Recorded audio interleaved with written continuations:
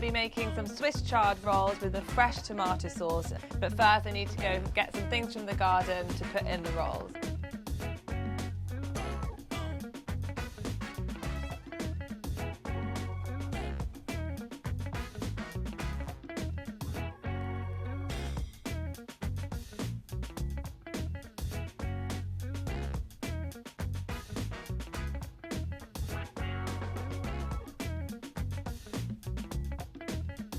So I'm going to serve these rolls with my no-waste chard stalks because you can eat the chard stalks, and we're going to cook them in a little bit of butter served on a bed of courgette kaffir tzatziki. I think it's tzatziki. I think I might be saying it wrong, but hey-ho, it's still the same recipe.